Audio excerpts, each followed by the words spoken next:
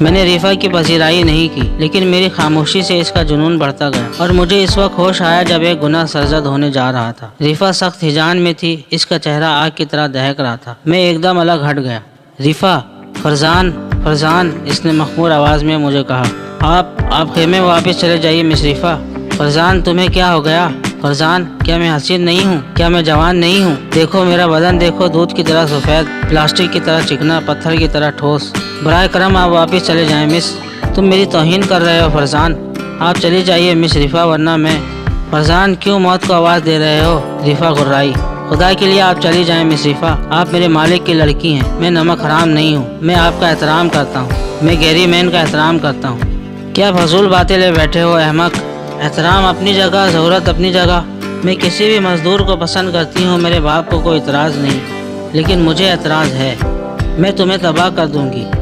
تباہ؟ میں نے کہا اور میرے ہونٹوں پر مسکراہٹ پھیل گئی۔ تباہ تو میں پہلے ہی ہوں مس ریفا، آخری بار کہہ رہی ہوں، حماقت نہ کرو۔ مجھے افسوس ہے مس ریفا، میں آپ کی خواہش پوری نہ کر سکوں گا۔ اور ریفا مجھے گھورنے لگی۔ چاندنی رات میں اس کا خوبصورت چہرہ بھیانک نظر آنے لگا۔ وہ شدت جذبات سے سر پٹک رہی تھی، پھر اس کی آنکھوں میں خون اتر آیا۔ فرزان، آخری موقع دے رہی ہوں، میری محبت قبول کر لو، ورنہ میری نفرت کا شکار ہو جاؤ گے۔ کچھ بھی ہو جائے مس ریفا، میں آپ کی خواہش کی تکمیل نہیں کروں گا، میں نے فیصلہ کن لہجے میں کہا۔ اور اچانک ریفا کے منہ سے ایک چیخ نکلی۔ چیخ ایسی اچانک تھی کہ میں بھی اچھل پڑا، لیکن اس کے بعد وہ گویا چیخنے کی مشین بن گئی۔ مزدوروں میں شور مچ گیا۔ گیری مین بھی بندوق لے کر نکل آیا۔ میری سمجھ میں نہیں آیا کہ ریفا کو کیا ہوا، کیا اسے کسی سانپ نے ڈس لیا؟ لیکن میں سمجھ بھی کیسے سکتا تھا، عورت کو میں نے ابھی کہاں دیکھا تھا۔ مزدوروں اور گیری مین نے ہمیں چاروں طرف سے گھیر لیا تھا۔ میں حیران و پریشان کھڑا تھا اور ریفا لباس سے بے نیاز زمین پر پڑی تھی۔ ڈیڈی، بچاؤ، بچاؤ مجھے اس بھیڑیے سے، وہ چیخی۔ اور تب گیری مین نے میری طرف دیکھا۔ کیا بات ہے؟ وہ گھرایا۔ تب صورتحال میری سمجھ میں آئی، لیکن میں سنبھل نہیں سکا۔ ریفا اتنی جلدی قدم اٹھائے گی مجھے گمان بھی نہیں تھا۔ مجھے بچاؤ ڈیڈی۔ میرا لباس۔ وہ اٹھ کر لباس کی طرف جھپٹی اور اس نے جلدی جلدی لباس پہن لیا۔ فرزان، یہ سب کیا ہے؟ میں بتاتی ہوں ڈیڈی، ریفا لباس پہننے کے بعد بولی۔ مجھے نیند نہیں آ رہی تھی، میں یوں ہی اپنے خیمے سے نکل آئی۔ یہ بدماش شاید پہلے ہی میری طاق میں تھا، یہ میرے پیچھے پیچھے یہاں تک پہنچ گیا۔ اور پھر اس نے… ڈیڈی، میں نے شدید مدافعت کی۔ اگر آپ لوگ نہ آ جاتے تو نہ جانے میرا ساتھ کیا سلوک کرتا۔ فرزان، گیری مین غضبناک آواز میں چیخا اور اس نے رائفل میری طرف تان لی۔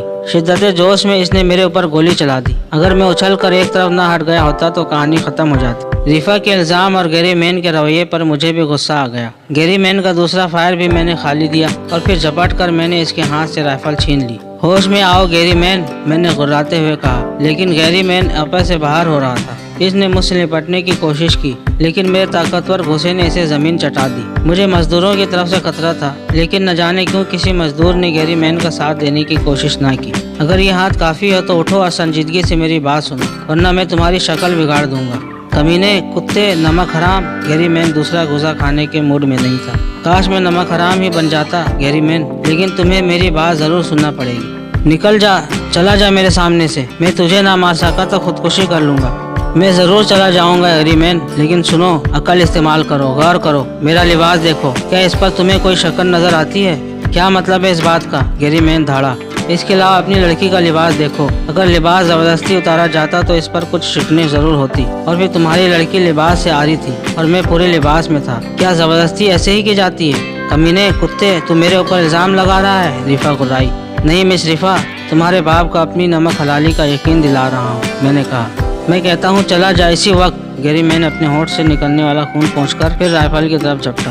اوکے گیری مین، لیکن ایک گھوڑا، ایک رائفل اور تھوڑا سا کھانے پینے کا سامان چاہیے، اس کے بغیر نہیں جاؤں گا۔ دیکھا تم نے؟ گیری مین اپنی بیوی کی طرف دیکھ کر دھاڑا۔ تم نے ہی اس کی سفارش کی تھی اور تمہاری بیٹی نے بھی کی تھی گیری مین، میں نے تن سے کہا۔ اسے گھوڑا دے دو ورنہ گیری مین مزدوری کی طرف رک کر کے بولا۔ آؤ دوستو، مجھے گھوڑا دے دو ورنہ مسٹر گیری مین خودکشی کر لیں گے، میں نے کہا اور وہاں سے چل پڑا۔ لیکن اب میں اتنا بیوقوف بھی نہیں تھا۔ مزدوروں نے مجھے میرا مطلوبہ سامان دے دیا اور گیری مین نے چلاکی سے مجھے دوبارہ گولی مارنے کی کوشش کی، لیکن میں ہوشیار تھا۔ اس کے دونوں فائر خالی کر دینے کے بعد میں نے گھوڑا اس کے اوپر چڑھا دیا اور اس کی گردن پر ایک لات رسید کر دی۔ جب کبھی عقل آ جائے گیری مین تو مجھے بے قصور سمجھ لینا، میں نے کہا اور پھر ریفا کی طرف رک کر کے بولا۔ مجھے افسوس ہے مس ریفا، میں نے آپ کو کسی قابل نہیں سمجھا، امید ہے آپ مجھے یاد رکھیں گی۔ ریفا نے نفرت سے زمین پر تھوک دیا اور میں نے گھوڑے کو ایڑ لگا دی۔ رات کا وقت خوفناک جنگل میں سفر کرنا بے حد خطرناک تھا، لیکن چارہ بھی نہیں تھا۔ ان لوگوں سے کافی دور نکل آیا، لیکن سچی بات ہے کہ میں بھی خوفزدہ تھا اور میرا گھوڑا بھی۔ بہرحال رات کاٹنے کے لیے ایک اونچی پتھریلی جگہ کا انتخاب کیا، لیکن گیری مین سے اتنی دور نکل آیا تھا کہ اب اس کے خیموں کی روشنی بھی نظر نہیں آ رہی تھی۔ گھوڑے کو ایک جگہ باندھ کر میں نے ساتھ لائے سامان میں سے بچھانے کا سامان نکالا اور اسی چٹان پر بستر جما لیا، لیکن رات بھر خوف سے نیند نہیں آئی۔ خیالات میں ڈوبا رہا۔ کیسی ذلیل لڑکی تھی۔ دل کے کسی گوشے سے آواز بھی ابھری کہ حماقت کی، قبول کر لیا ہوتا اسے، کسی کو کانوں کان خبر نہ ہوتی، عیش الگ ہوتے۔ لیکن دل خوش بھی تھا کہ ضمیر کے خلاف کوئی حرکت نہ ہوئی۔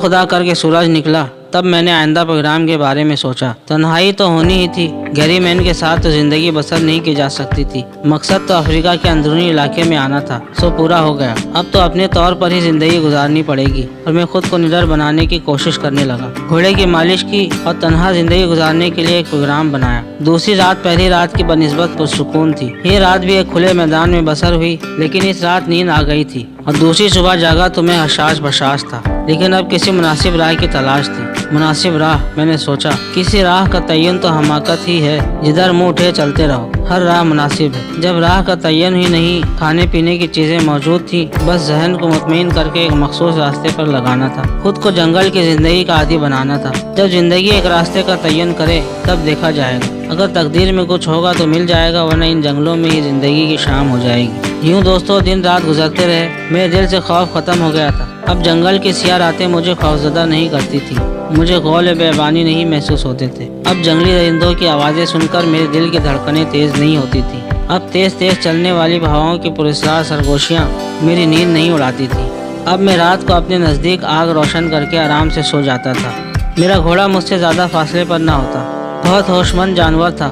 کئی بار اس نے مجھے خطرے سے آگاہ کیا۔ بہرحال اب میری زندگی ایک جنگلی انسان کی سی زندگی تھی۔ سفر کرتا رہتا، رات ہوتی تو آرام کرتا، دن میں چل پڑتا۔ آہستہ آہستہ انسانوں کی شکلیں بھولتا جا رہا تھا۔ میری بندوق میرے پاس تھی، کارتوسوں کی بھی کافی تعداد موجود تھی۔ اب تک میں نے صرف چند کارتوس استعمال کیے تھے گوشت کی ضرورت پوری کرنے کے لیے۔ ایک دفعہ چیتے پر گولی چلائی تھی اور چیتا زخمی ہو کر بھاگ گیا تھا۔ بعد میں اس نے 3 راتوں تک میرا پیچھا کیا، لیکن میں نے اسے کامیاب نہ ہونے دیا۔ بالآخر اس کے زخم نے اسے میرا پیچھا نہ کرنے دیا اور میں دور نکل آیا۔ لیکن ایک رات جب میں آرام کرنے لیٹ گیا تھا، میرا گھوڑا آرام سے بیٹھا فضا میں کھر کھر کر رہا تھا۔ اچانک کہیں دور سے زلزلے کی سی کیفیت کا احساس ہوا۔ ایک عجیب سی آواز ابھر رہی تھی۔ حساس جانور نے اس آواز کو محسوس کیا اور اچھل کر کھڑا ہو گیا۔ جس جگہ ہم لوگ قیام پذیر تھے وہ عام سی جگہ تھی، کسی حفاظت کا بندوبست نہیں تھا۔ میں اس آواز کی حقیقت جاننے کی کوشش کرنے لگا اور پھر اس آفت کا مقابلہ کرنے کی حفاظتی تدبیر کرنے لگا۔ سب سے پہلے میں نے اپنا سامان گھوڑے پر بار کیا اور تیار ہو گیا۔ زمین ہل رہی تھی، لیکن انداز زلزلے کا نہیں تھا۔ آواز بتدریج بڑھ رہی تھی اور میں آنکھیں پھاڑ کر چاروں طرف دیکھ رہا تھا، لیکن میرا گھوڑا مجھ سے زیادہ حساس تھا۔ اس نے زور سے منہ سے آوازیں نکالنا شروع کر دی اور میرے کندھے پر منہ رگڑنے لگا۔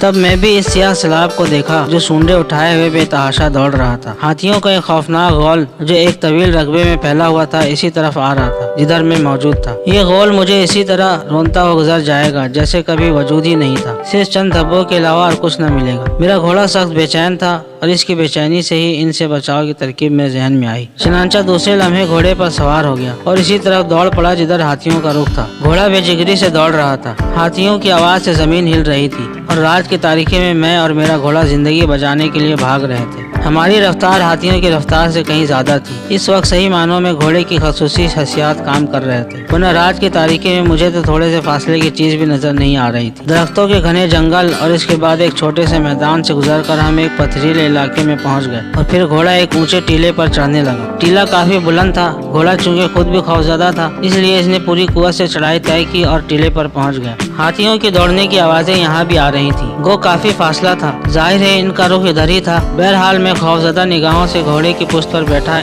ان کالی بلاؤں کا انتظار کرتا رہا۔ ہاتھیوں کی خوفناک چنگاڑیں سنائی دے رہی تھی اور پھر سامنے غول دوبارہ نمودار ہوا۔ کیا وہ اس ٹیلے پر بھی چڑھ آئیں گے؟ میں نے سوچا۔ مشکل تھا، بہرحال فی الحال یہی محفوظ جگہ تھی، لیکن کم وقت ہاتھیوں نے مجھے دیکھ لیا تھا۔ نہ جانے جنگل کے ان وحشیوں کو مجھ سے کیا دشمنی ہو گئی۔ غول آگے بڑھ گیا، لیکن 10-12 ہاتھی ٹیلے کے پاس رک گئے۔ انہوں نے سونڈ سے ٹیلوں کو ٹٹولا اور 2 ہاتھیوں نے اوپر چڑھنے کی کوشش کی۔ نہ جانے کیوں میرے بدن میں بھی گرمی آ گئی، میرا خوف زائل ہو گیا اور میں نے بندوق سنبھال لی۔ بڑی ہوشیاری سے میں نے آگے والے ہاتھی کا آنکھ کا نشانہ لیا اور فائر کر دیا۔